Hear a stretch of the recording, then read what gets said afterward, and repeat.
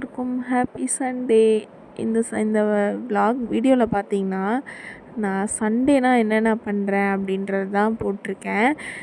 எங்கள் அம்மா வந்து இன்றைக்கி வேலைக்கு போயிட்டாங்க. நாளைக்கு ஒரு ஃபங்க்ஷன் போக வேண்டியது இருக்கிறதுனால நாளைக்கு லீவ் போடணும் அப்படின்றதுக்காக இன்றைக்கி வேலைக்கு போயிட்டாங்க. அதனால் இன்றைக்கி என்னோடய சமையல் தான். மாவு எதுவுமே இல்லை வீட்டில். தோசை மாவு இருந்தால் தோசை ஊற்றிட்டு ஏதாவது சட்னி எதனா அரைச்சிருப்பேன். தோசை இல்லை. சரி, அதனால் எங்கள் அம்மாவை விட்டுட்டு வர வழியில் ஒரு இட்லி கடை இருக்கும். ரொம்ப நாளாக அங்கே சாப்பிட்ணுன்னு நினச்சேன். சூடாக இட்லி சுட்டு அப்படியே சாம்பார் ஊற்றி அப்படியே கொடுத்துட்ருப்பாங்க. அந்த வழியில் போகிறப்ப பார்த்துருக்கேன். இன்றைக்கி அந்த வழியில் வந்து வேணுமே அந்த சைடில் திருப்பி வண்டியை அப்படிக்கா வந்து வாங்கிட்டு வந்தேன். செம்ம டேஸ்ட்டாக இருந்தது. நல்லா சாம்பார், தண்ணியாக சட்னி நல்லா இருந்தது. நான் ஒரு 4 இட்லி வாங்கிட்டு வந்தேன். என் தம்பி அவனுக்கு ஒரு 7 இட்லி வாங்கிட்டு வந்து கொடுத்துட்டு அவனும் சாப்பிட்டுட்டு அவன் வேலைக்கு கிளம்பணும். அவன் வேலைக்கு கிளம்பிட்டான். அதுக்கப்புறம் நமக்கு என்ன, சாப்பிட்றதுக்கு முன்னாடி இந்த வேலையெல்லாம் பண்ணிகிட்டு இருந்தேன். எங்கள் அம்மா அரிசியும் உளுந்தும் ஊற வச்சுட்டு போயிருக்காங்க. மாவு இல்லைனாலே வெறுப்பாக இருக்குது, என்ன செய்யறதுன்னு சொல்லிட்டு. சரி, அதனால் வந்தவொடனே பார்த்தேன். சரி, ஃபஸ்ட்டு கிரைண்டரில் மாவு போட்டுடலாம், உளுந்தும் அரிசியும் போட்டு எடுத்துடலாம் அப்படின்ட்டு உளுந்து ஒரு பக்கம் போட்டுட்டு நல்லா வந்தது. உளுந்து 2 தடவை போட்டு எடுக்கிற மாதிரி இருந்தது. டிமார்ட்டில் வாங்குவோம், ஹாஸ் போட்டிருக்கோம் அந்த உளுந்து. அது சூப்பராக இருக்கும். நான் டிமார்ட் வீடியோ எடுத்து வச்சுருக்கேன். நான் நெக்ஸ்ட் அப்லோட் பண்ணுறேன். அதில் பாருங்கள். அவங்க சைடில் யார் சைட்லேயாவது டிமார்ட் இருந்ததுன்னா அங்கே போய் இந்த உளுந்து வாங்கிக்கோங்க. நல்லாயிருக்கு உளுந்து. அந்த உளுந்து தான் எங்கள் அம்மா வாங்குவாங்க. அது வாங்கிட்டு தான் இன்றைக்கி மாவு அரைச்சிட்டு அதுக்கப்புறம் அதே மாவு அப்படியே போட்டுட்டு சைடு கேப்பில் எல்லா வேலையும் செஞ்சுட்டேன். வீட்டில் இருக்க வேலைகள் என்ன, பாத்திரம் தேய்க்கிறது, வீட்டை பெருக்கிறது, அதே தான் திரும்ப ரிப்பீட்டு. பாத்திரம் தேய்க்கிறது, வீட்டை பெருக்கிறது.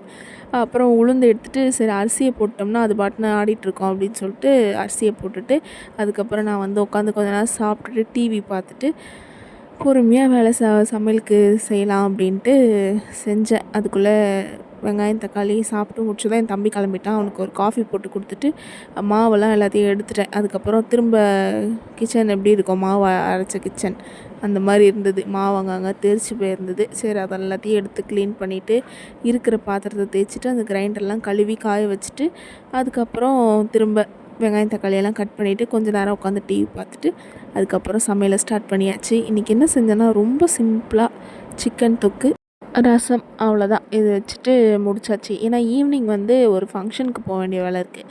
அதனால் சிக்கனுமே 1/2 kg தான் எடுத்திருந்தேன். அதுக்கு மேலே இருந்தால் வேண்டாம் அப்படின்ட்டு 1/2 kg எடுத்துகிட்டு சிக்கன் தொக்கு பண்ணிவிட்டு ரசம் வச்சுருந்தேன். சூப்பராக இருந்துச்சுன்னு எங்கள் அம்மா சொன்னாங்க. நான் நேற்று நைட்டு கூட எங்கள் அம்மாட்ட சொல்லிட்டு இருந்தேம்மா, இனிமேல் உப்பை கம்மியாக போடுமா, எதுலேயும் உப்பு ஜாஸ்தி பண்ணாத அப்படி சொல்லிட்டு.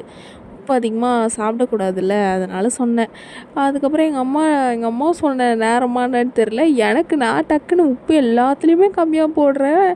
பார்த்தா எப்படி தான் சிக்கன் தொக்கில் உப்பு கொஞ்சம் ஒரு கல் எக்ஸ்ட்ரா ஆயிடுச்சு. ஐயோ என்னடா பண்ணுறது அப்படின்னு யோசிச்சுட்டு இருந்தேன். அப்புறம் எங்கள் அம்மா சொன்னாங்க, எப்பயாச்சும் உனக்கு அந்த மாதிரி ஆச்சுன்னா தக்காளியை வந்து அப்படியே பிழிஞ்சு விட்டுரு குழம்புல, அதை கொஞ்சம் உப்பு இதுவாக இருக்கும், இழுத்துரும் அப்படின்னு சொல்லிட்டு. சரி, அதனால் என்ன பண்ணேன், அந்த தக்காளி அதே மாதிரி பிழிஞ்சு விட்டேன். அப்புறம் ஓரளவுக்கு ஓகேவாக இருந்தது.